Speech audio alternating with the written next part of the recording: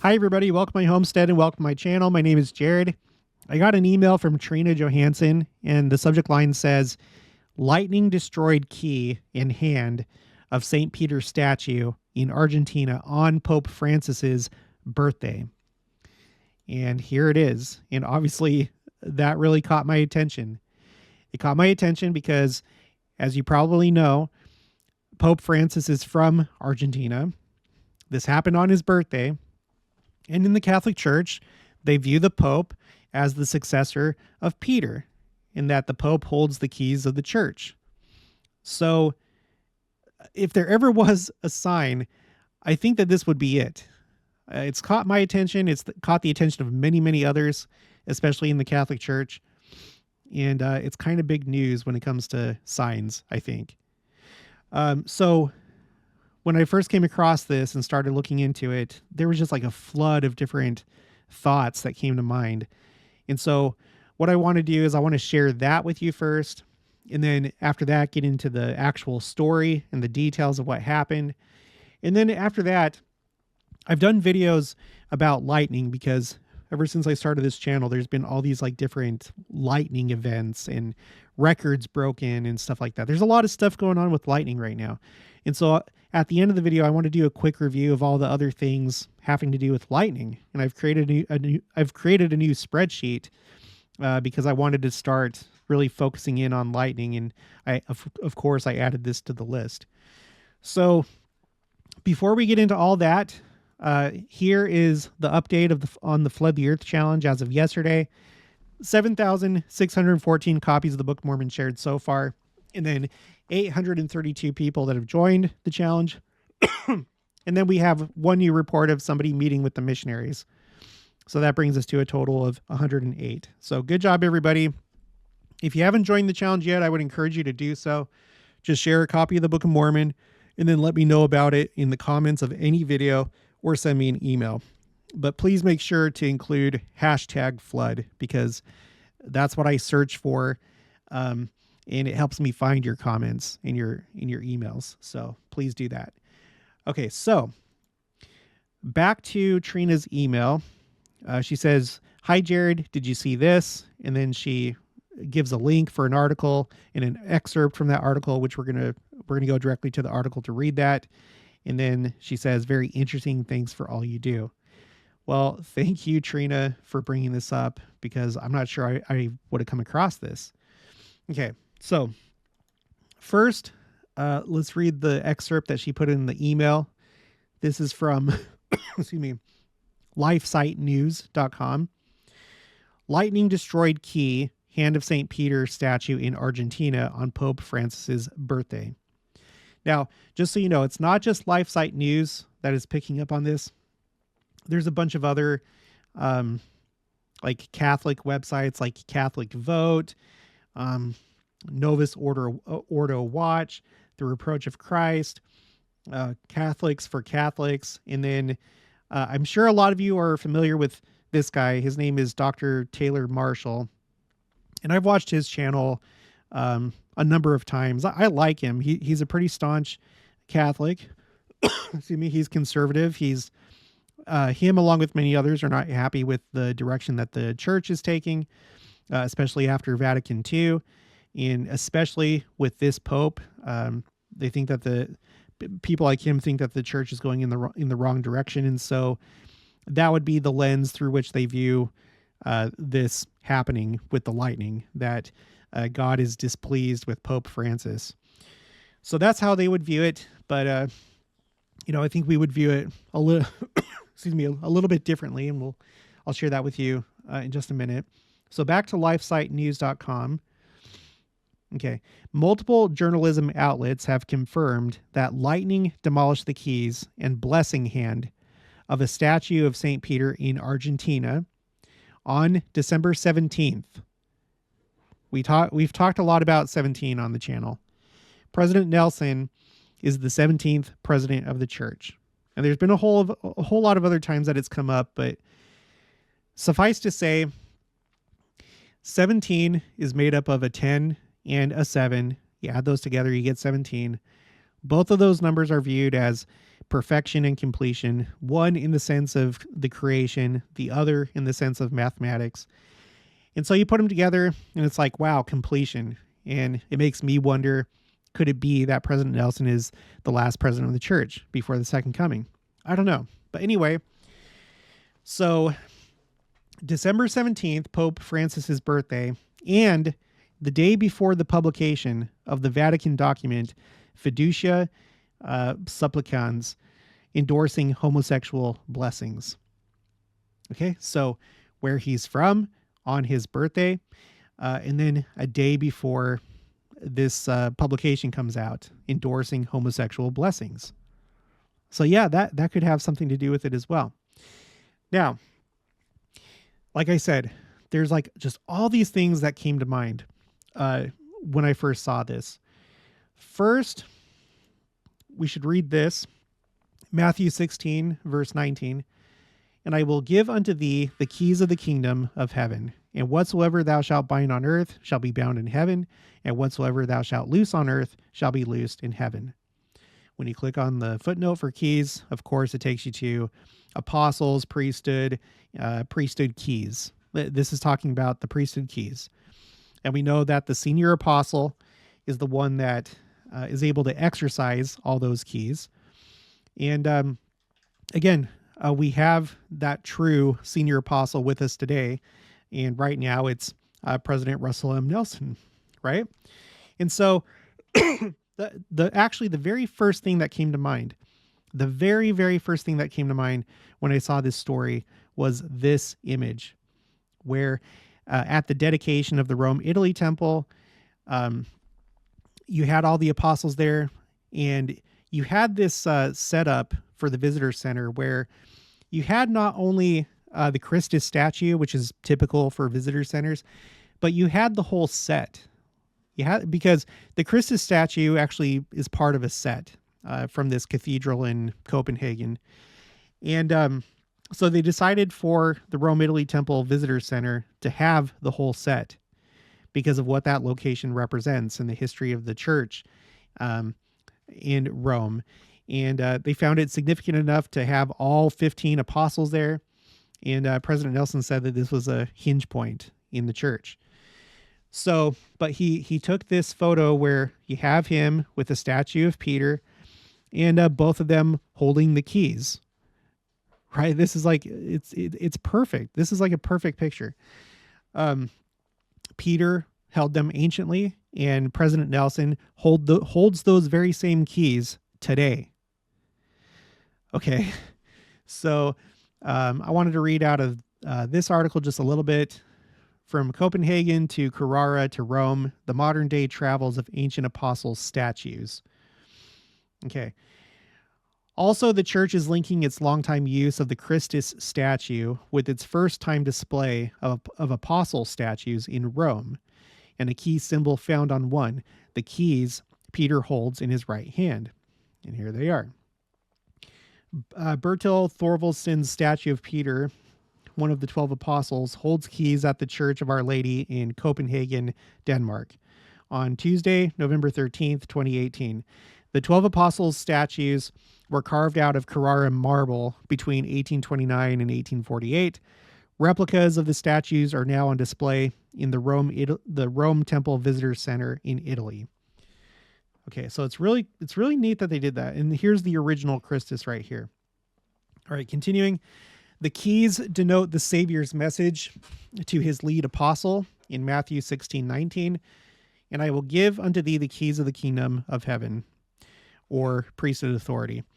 And now, as the church is poised to welcome the world to the first temple to be constructed here where ancient apostles walked, the remarkable story of the statues and what they represent is ready to be told. And so we won't get into that, but I'll put the link for this article in the description below. So you had this really big event described as a hinge point in the history of the church.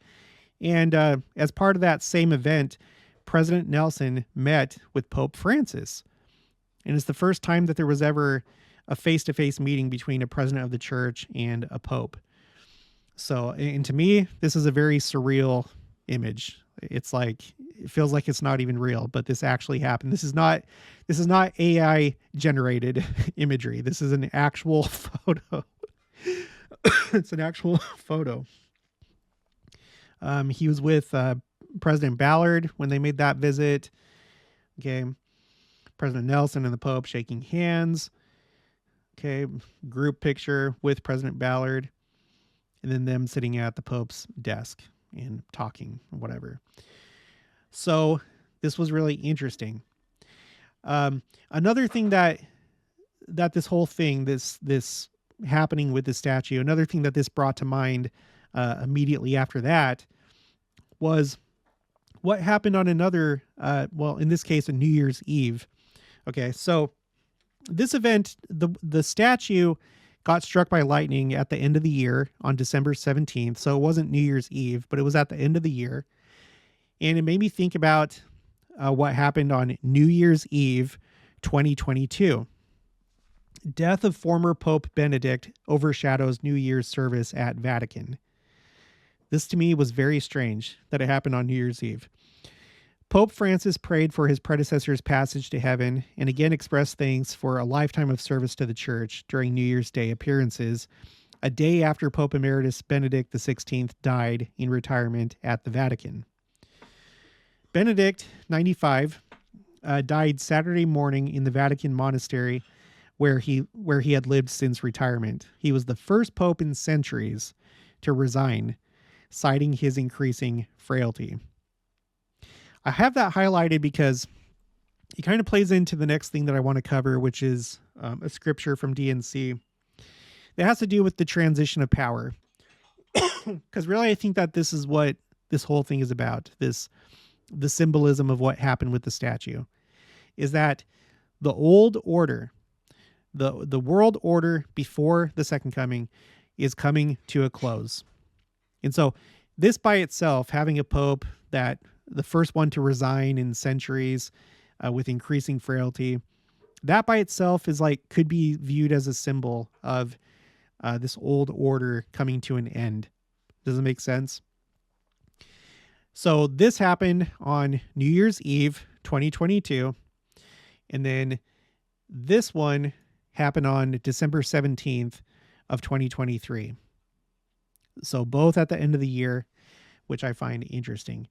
Now, there were two scriptures that came to mind immediately. The first one, DNC 88, starting in verse 88. And after your testimony cometh wrath and indignation upon the people. For after your testimony cometh the testimony of earthquakes that cause groanings in the midst of her, and men shall fall upon the ground and shall not be able to stand. And also cometh the testimony of the voice of thunderings, and the voice of lightnings, and the voice of tempests, and the voice of the waves of the sea heaving themselves beyond their bounds. Notice it mentions lightnings here. I should have had that highlighted. And all things shall be in commotion, and surely men's hearts shall fail them, for fear shall come upon all people. And angels shall fly through the midst of heaven, crying with a loud voice, sounding the trump of God, saying, prepare ye, O inhabitants of the earth, for the judgment of our God is come. Behold, and lo, the bridegroom cometh, go ye out to meet him. And immediately there shall appear a great sign in heaven, and all people shall see it together.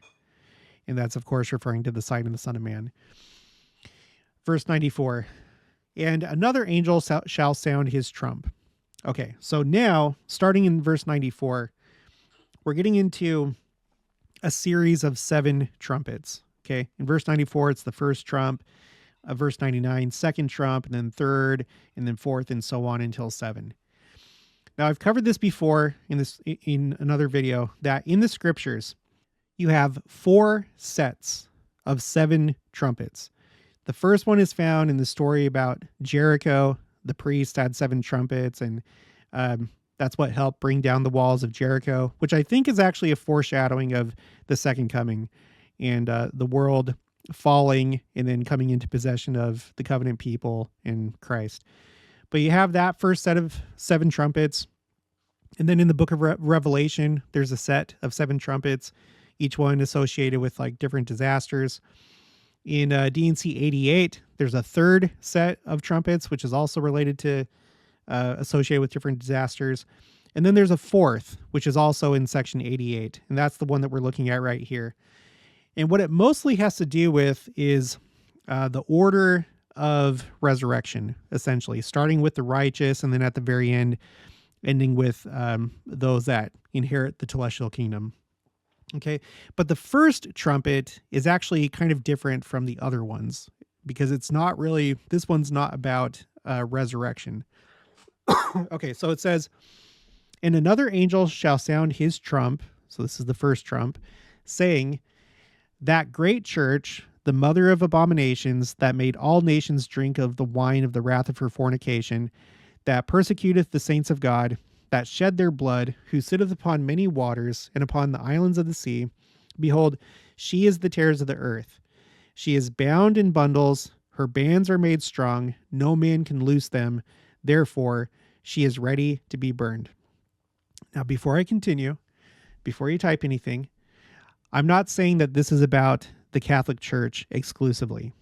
We know that the great and abominable church is all belief systems, all churches, all philosophies, religious or secular. That's the great and abominable church, all those together. Okay. However, and by the way, my family on my mom's side, they're all Catholic. They live in Portugal. They're all Catholic. I have nothing against Catholics. My mom converted from Catholicism. Okay. However, the Catholic Church is kind of in a unique place because had the apostles not been rejected and martyred, if the priesthood keys would have stayed on the earth, if everything had like, quote unquote, gone right, not that that was ever going to happen, I don't think, but had it gone right, then you would have the true church that would have started right then and there, or would have been restored through Christ, in the dispensation of the meridian of time. And that's the church that should have survived, but it didn't. And if there was any church that stepped in to that spot, I would say that it's the Catholic Church, right? So I feel like they're a central player at the very least. And so what's interesting is that what you have, the very first trump has to do with the binding of the mother of abominations, right? The great and abominable church, binding her, making her bands strong so no man can loose them, and she's ready to be burned. So this is essentially a verse that's talking about the end of the old world order. It's the end of the great and abominable church. It's the end. It's the transition. So first trump, okay, she's bound and she's ready to be burned. And then it continues, and he shall sound his trump both long and loud, and all nations shall hear it. And there shall be silence in heaven for the space of half an hour. And immediately after shall the curtain of heaven be unfolded, as a scroll is unfolded, after it is rolled up. And the face of the Lord shall be unveiled, and the saints that are upon the earth who are alive shall be quickened and be caught up to meet him. And they who have slept in their graves shall come forth, for their graves shall be opened, and they shall also be caught up to meet him in the midst of the pillar of heaven. Okay. And then it goes on to the other trumps. Okay. Second trump, third, and so on in the different groups associated with each trump. So what's interesting is that this is talking about essentially the beginning of the end, the binding of the great and abominable church. And it's like immediately after that's done, that's when you have the quickening event and the resurrection event. Okay. And the second coming, essentially. Okay. And then another scripture that came to mind is actually in the previous section, D&C 87, verse 6. And thus, with the sword and by bloodshed, the inhabitants of the earth shall mourn, and with famine and plague and earthquake and the thunder of heaven and the fierce and vivid lightning. Lightning is the main theme of this video. Also, shall the inhabitants of the earth be made to feel the wrath and indignation and chastening hand of an almighty God, until the consumption decreed hath made a full end of all nations.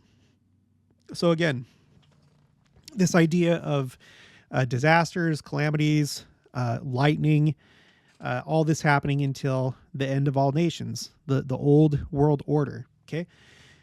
So that now sets us up. Let me just make sure I'm not missing anything. That now sets us up to talk about this story. Okay. This is the lens through which I'm looking at this. A reminder, a statue of Peter, who the Catholic Church views the Pope as the successor of Peter. His hand, the hand holding the keys was struck by lightning. And this was on his birthday. And a day before this document was to be published about the blessing of homosexual couples. There's like a lot wrapped up into this. Okay, so now we are going to go to Catholic Vote. Okay, the first one that we were looking at was LifeSite News, but there's a lot of good information here in Catholic Vote. Okay, lightning strikes St. Peter statue on Pope Francis's birthday. Internet lights up. Yeah. Before the end of 2023, the internet was abuzz with rumors, later confirmed, that lightning struck a statue of St. Peter on Pope Francis's birthday, December 17th. The news was first reported in Italian on December 26th by Andrea, I guess it's probably Andrea, I don't know, Sionci, an Italian Catholic blogger who questions the legitimacy of Francis as a successor of St. Peter. The rumor made its way into the Spanish Catholic blogosphere and was quickly translated into English by the quote-unquote Pope Head Substack.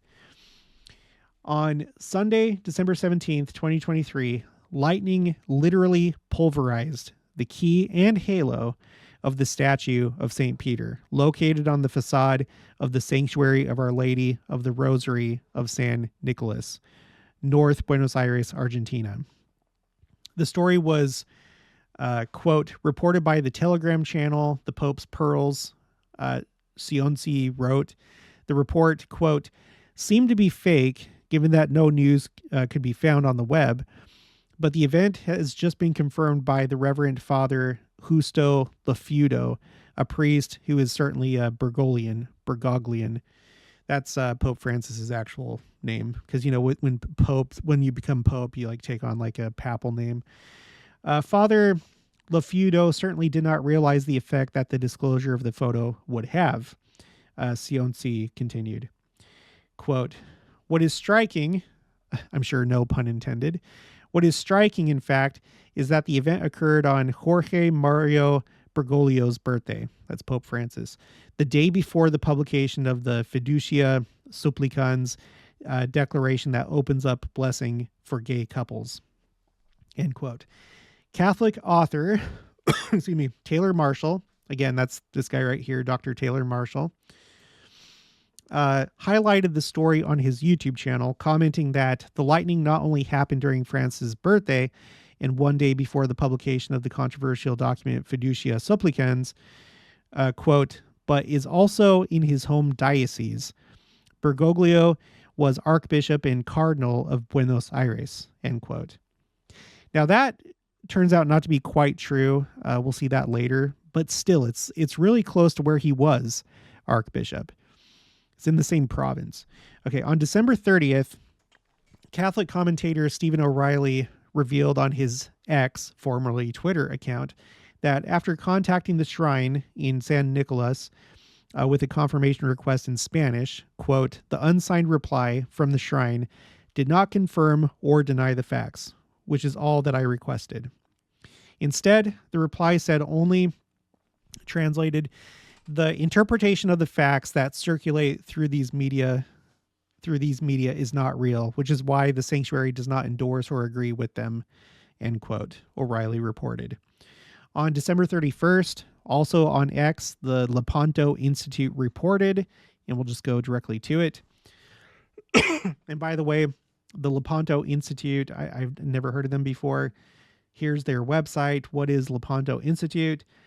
The Lepanto Institute for the Restoration of All Things in Christ is a research and education organization dedicated to the defense of the Catholic Church against assaults from without as well as from within. Okay, so it's some kind of whatever organization. So they said in this on this post, some people are questioning the veracity of the claims that a statue of St. Peter in Argentina was struck by lightning on December 17th, pulverizing the halo, key, and blessing hand. The Lepanto Institute sent someone to the location to take pictures and confirm the events. The December 17th lightning strike is confirmed, and here are additional pictures of the statue. Note, the lightning struck the statue despite there being lightning rods some 30 to 40 feet above it. Second and third picture. So, excuse me, let's take a look at that. So I don't know where I guess maybe these are lightning rods right here. I don't know. I don't think that this is. Maybe it is. And then there's the statue. And then here's like a bigger version of it. Just boom, just took that hand right off. And the halo. All right, so back to Catholic Vote. Catholic Vote's investigation. Catholic Vote was also able to send a local journalist to the Shrine of San Nicolas and can clarify some facts. First, the lightning indeed struck the image of St. Peter on the Shrine of Our Lady of the Rosary of St. Nicholas, obliterating both the iron halo and keys in the statue's right hand. I'm going to kind of skip over the parts that really wouldn't interest us, I don't think. Next, the lightning indeed struck on September 17th, Pope Francis's 87th birthday. Next, as the Lepanto Institute stated, the shrine has plenty of lightning rods. Thus, the strike on St. Peter's statue was highly improbable. And that's interesting. I have no knowledge, really. I'm not an expert when it comes to lightning and protecting buildings from lightning. But I wish I knew how improbable that is. But I think I would probably agree that it's improbable. Is it highly improbable? I don't know, but I'll take their word for it. Next, the Shrine of Our Lady of the Rosary of St. Nicholas is not in the Archdiocese of Buenos Aires, as claimed by Marshall. Although located in the province of Buenos Aires, San Nicolas is a diocese located 150 miles north of the Archdiocese of Buenos Aires and only 40 miles south of the Archdiocese of Rosario, the seat of San Nicolas Ecclesiastical Province. So for me, I mean, that would definitely make it more interesting, but just the fact that it's somewhat close, like relatively close to where Pope Francis was the Archbishop, and just the fact that it happened in Argentina, where he's from, I feel like that's a pretty clear message. The next one, the shrine has indeed refused to comment on or even acknowledge the strange episode, neither on its official website nor on its Facebook or Instagram accounts, last updated on January 1st, 2024. Is there any mention of the event? A spokesperson for the shrine told Catholic Vote that since January 1st is a holiday and a day obligation, there was no one available to comment. Okay, and that maybe that's true. Catholic Vote has confirmed that the lightning episode has sparked, again, I'm sure no pun intended, has sparked concern and speculation in San Nicolas and Buenos Aires, especially since the shrine was turning 40 years old. And many thought of 2023 as an emblematic year. So there's that number 40 again. Again, I view it as a number of testing, yes, but I view it more as a number of cleansing. Again, the flood, Noah's flood, 40 days and 40 nights, the earth was cleansed. Israel traveling in the wilderness for 40 years. It was to allow those previous generations that still had too much Egypt in them to pass away as a nation before they moved into and possessed the promised land. So it's really interesting. You could say that this is another type of like a number of completion of sorts. Okay. So that is pretty much it as far as this goes. Um, I will not be forgetting this anytime soon. I really think it's another sign that things are coming to an end, you know. Okay, so from here, we are going to go ahead and talk about other really interesting things that have happened with lightning. If you're one of the people that access my spreadsheets, I created a new spreadsheet called Signs Lightning because now there's enough of these like occurrences where I want to like have them on their own spreadsheet. And so all the ones that I have right now are from the year 2020 until present. Okay. And so we'll go in chronological order. Let's see, starting right here. NPR. A pair of monstrous lightning strikes have shattered records for distance and duration. Okay, so this is back in 2020. A pair of mega flashes of lightning over North and South America have set new records for flash distance and duration, according to the World Meteorological Organization. Both flashes occurred in 2020. Parts of the southern U.S. saw the longest lightning flash by distance on April 29th. The flash covered a horizontal distance of about 477 miles. Again, just looking at the numbers, I'm not saying that this is correct or this even matters, but 4 a lot of the time is associated with the earth because the 4 corners of the earth, the 4 directions, whatever, a square, 4 and squares, earth. Okay. And then 77, again, 7, number of perfection and completion. So anyway, roughly equivalent to the distance between New York City and Columbus, Ohio, according to an announcement by the WMO on Tuesday.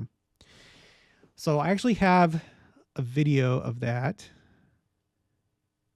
right here. And this is really something to behold. Look at that. So this is the longest lightning flash ever recorded. 477 miles long. And it looks kind of horrifying, really. You know, I'm sure, you know, you wouldn't have seen it like this from below, but I don't know, just viewing it from this vantage point, it looks pretty, that's kind of scary. That's a lot of electricity up in the sky. Okay. So that happened April 29th, 2020. And then in June 2020, South America experienced a lightning flash of record-breaking duration. The flash lasted about 17 seconds and developed through a thunderstorm over Uruguay and northern Argentina, the WMO said. So now we have like two things going on with Argentina. The lightning that struck St. Peter, the St. Peter statue, and then the longest lightning in Argentina. Now, I should have looked this up. Pope Francis, Wikipedia, yes. Let's go here. When did he become Pope again? Okay, his papacy began on the 13th of March of 2020 or of 2013. Okay, so I couldn't remember how long he had been there, but anyway, I don't know, just interesting. So you have those two. And then in July of 2021, you had this George Floyd mural that was destroyed by lightning. So here's the mural. In fact, there's a better picture here. Let's see, here, I'll have to zoom in. Okay, so this is what it looked like before. And then lightning struck. And look how the mural, it's like this entire side of the building except for this corner over here.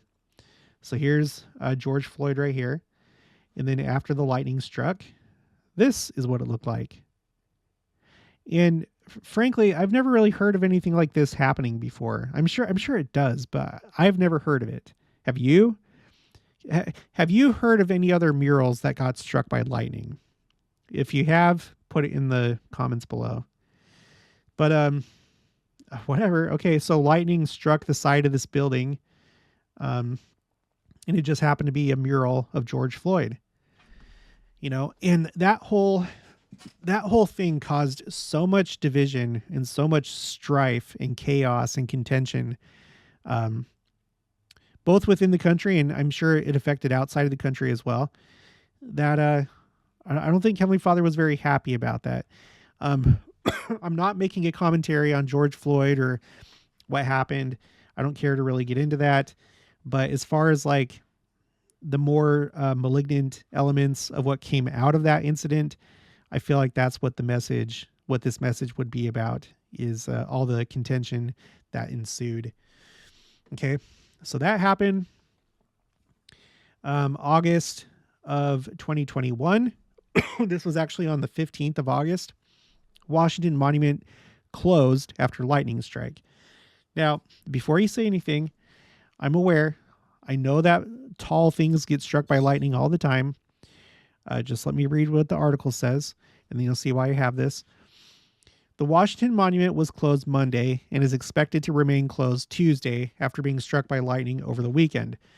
Officials with the National Park Service said in a Twitter message Monday that the popular tourist site was closed, quote, as we repaired damage to the electronic access system caused by Sunday morning's lightning strike, end quote. Litterst said the monument regularly gets struck by lightning, especially in the summer when there are storms. An analysis by the Washington Post Capitol Weather Gang in June 2020 found that lightning hits the monument up to a couple of times per year on average, but that numbers vary summer to summer.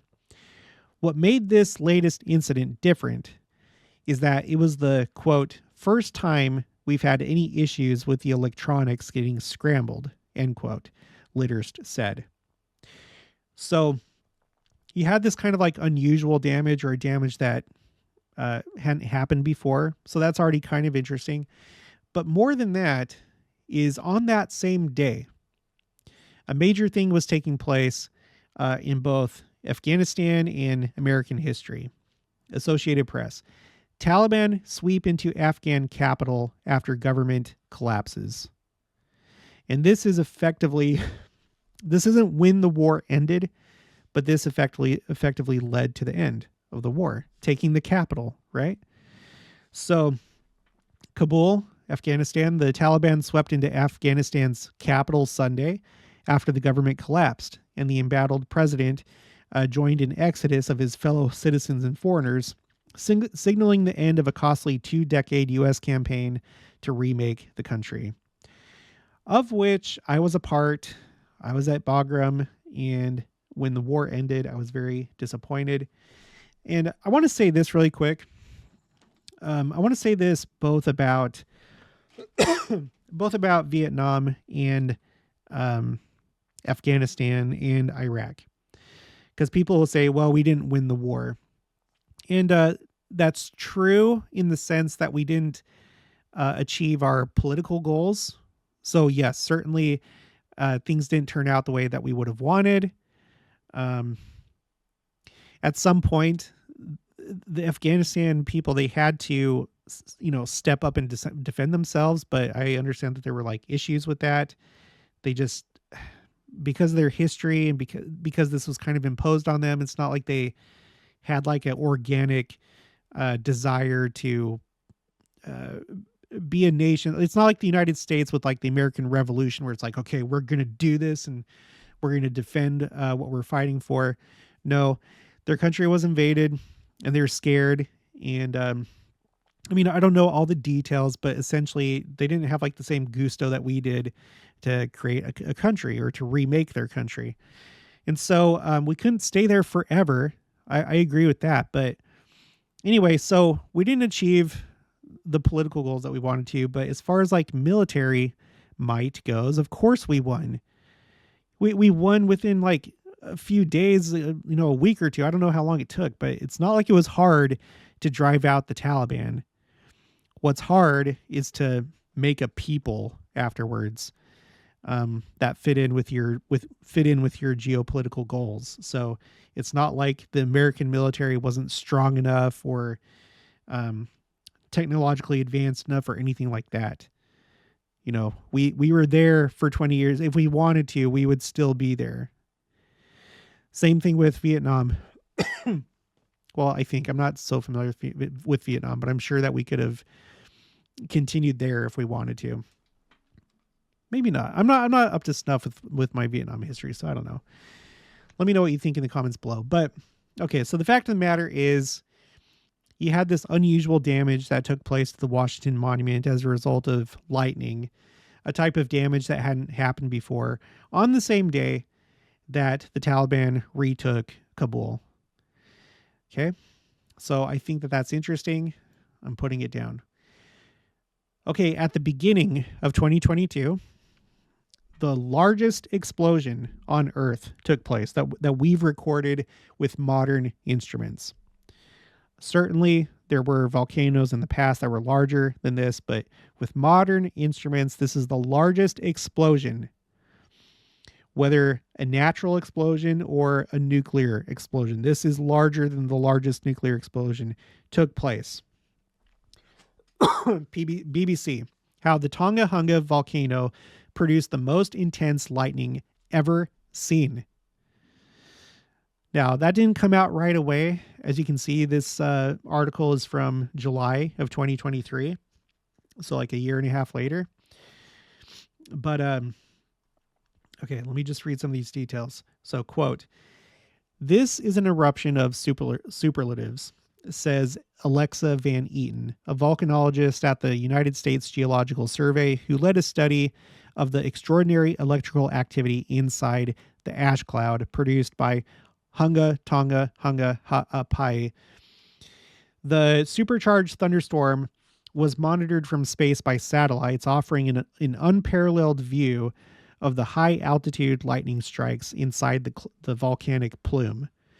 And the fury of the lightning, quote, "the likes of which we've never seen," end quote, says Van Eaton, is also offering new, invaluable insights into the volcano itself and what took place during the eruption. Now, I should have pulled this up.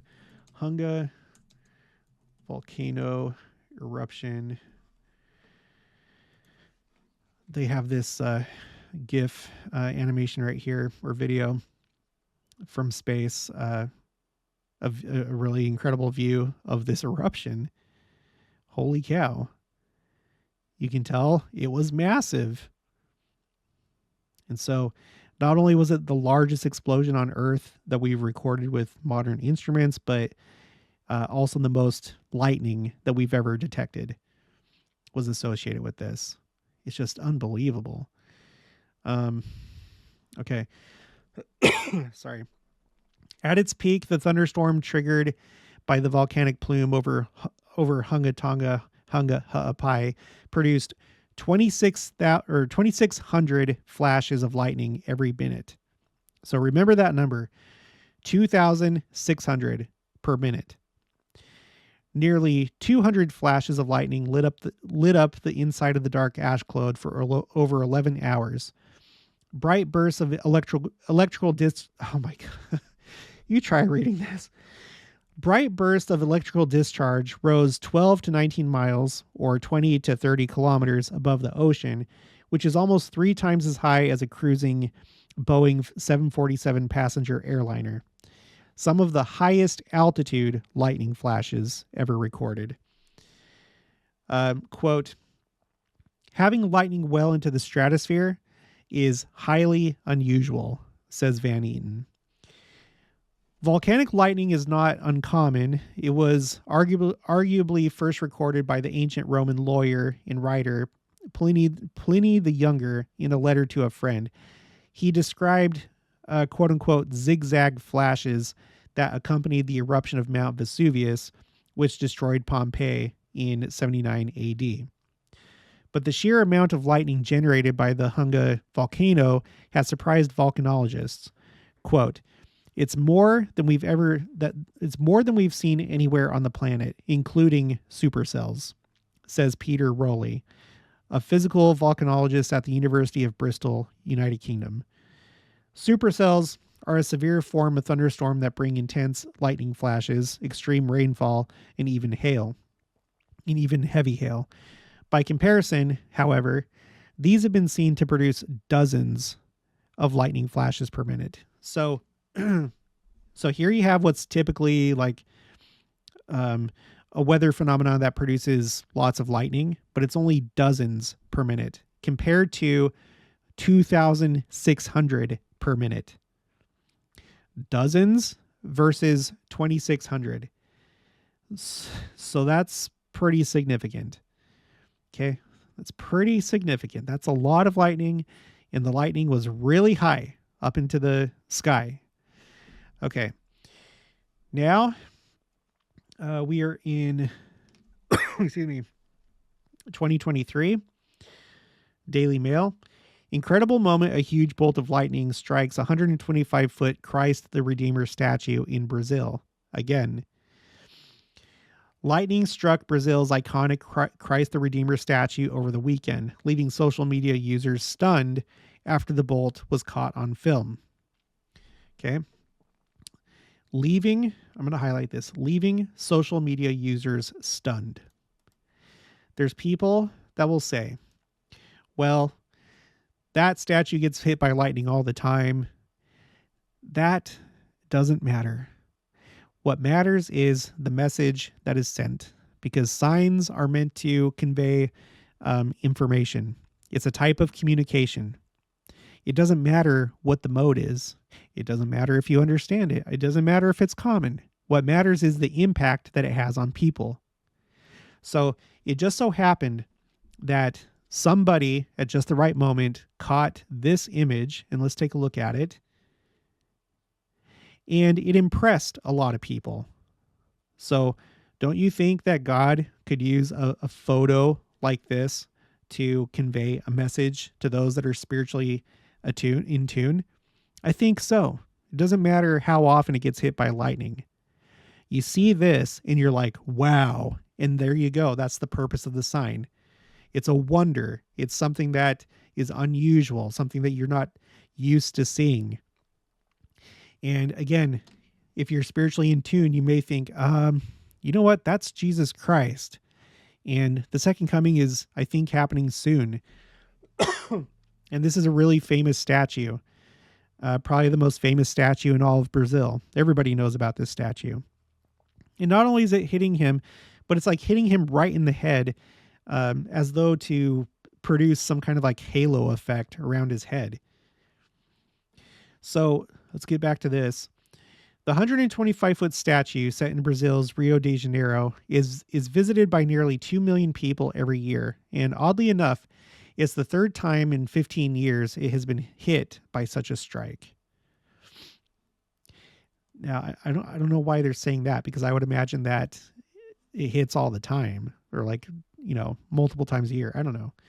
Still, an exceedingly rare occurrence, the bolt struck the head of the religious figure on February 10th, illuminating it a flash that's now seen by millions across the globe. Okay? So social media users stunned and seen by millions of them across the globe, not just in Brazil. This affects people. It's an unusual thing to happen. It's an image of Christ. Okay.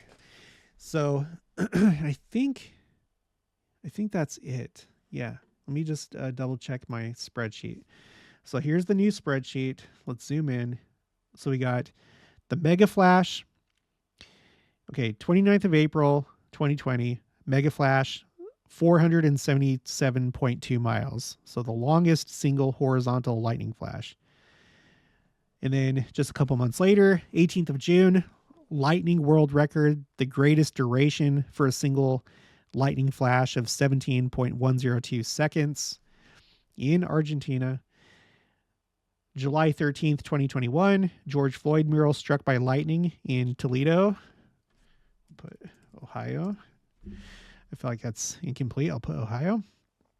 The 15th of August, just a month later, Washington Monument struck by lightning. First time electronics were scrambled. Same day that the Taliban recaptured the capital city of Afghanistan. January 15th, 2022, largest volcanic eruption recorded by modern instruments / tsunami. Yeah, it caused a tsunami, by the way. Most extreme lightning ever seen. And then February 10th, Christ the Redeemer statue struck by lightning in Rio de Janeiro, Brazil, caught on camera. And then finally, to bring it full circle, lightning destroys key, hand, and halo of St. Peter's statue in Argentina on Pope Francis's birthday, day before the publication of the Vatican document Fiducia Supplicans, endorsing homosexual blessings. And also at the end of the year, I might add, but I'm not going to put that there, but let's not forget that. Just one of many ways that the Lord can speak to us. And it seems to be coming through loud and clear. Now, I think you and I would have the correct interpretation of this, that this is all coming to an end. We're approaching the second coming, and you're not going to have these worldly powers anymore. You are still going to have different religions present. So it's not like the Catholic Church is going to completely disappear, but I don't think it's going to have the same power, influence, both on the surface and beneath the surface that people don't necessarily see. They're not going to have that anymore. Okay. So I think that that's the correct interpretation of this. But still, Catholics that view this, they do realize that there's something very wrong with what's going on with the church. And I don't care to get into that because this isn't a Catholic channel, but if you're interested in that kind of thing, I would recommend Dr. Taylor Marshall. He's super good. There's also this dude right here, Return to Tradition. Is that the one that I'm thinking of? Yeah, Return to Tradition. He is also a good like Catholic observer. He's devout Catholic as well, just like Taylor Marshall. And he notes a lot of the same things. It's through them that I found out that they had this thing happen at the Vatican, which I cannot believe. Okay, let's see. Vatican Pachamama? Yeah, Vatican Pachamama statue. So they had, sorry for the imagery there, but they had this literal idol on Vatican grounds. They had some kind of like, I don't know what was going on. Some kind of thing where they were connecting with indigenous people from South America. And they did this like indigenous kind of like ritual with these idols, or this idol, the Pachamama, on Vatican grounds. You know, that would not have happened, I don't think, before Pope Francis, but certainly the further back in time you go, the less and less likely it would be that this would take place. And this upset a lot of people. This upset a lot of people. Here it is right here. See? They're like around it. They're bowing to it. I can't remember all the details of it. I don't know if like, I can't remember if someone said, well, it's supposed to be like the equivalent of the Virgin Mary or something like that. I seem to recall somebody saying something like that, but there you see the Pope right there in the background, right here. Here's the Pope. Here are the idols. Here's like this, some kind of like ritual that's going on. And people were so upset that somebody had like taken, I don't know if they like left this here or something, but somebody like took it and threw it in a river. Sorry. I didn't prepare to talk about this in this video. That's why I don't remember all the details.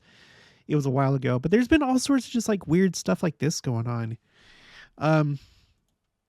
Earlier, like in my channel, like the first year, I remember covering a story where Pope Francis washes feet of girls.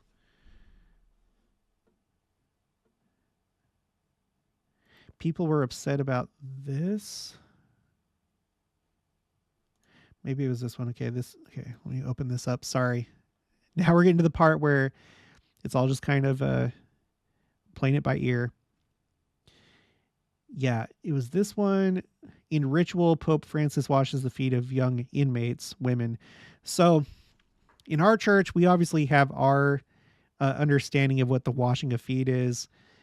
It's sacred. It's really sacred.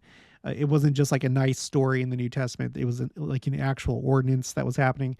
But the Catholic Church has some kind of form of this with some, I'm sure, some different meaning.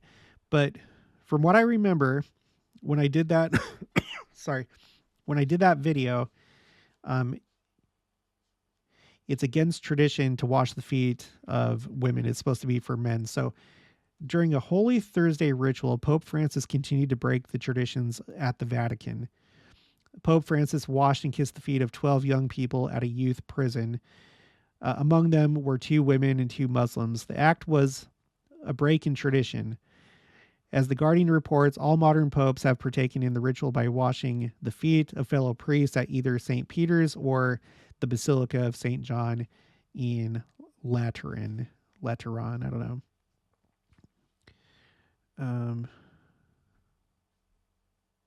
NBC News reports that since Pope Francis became Pope, he has, quote, proved many times over that he wants to break away from the clerical privilege, come down from St. Peter's throne, and act as a humble servant of the faithful.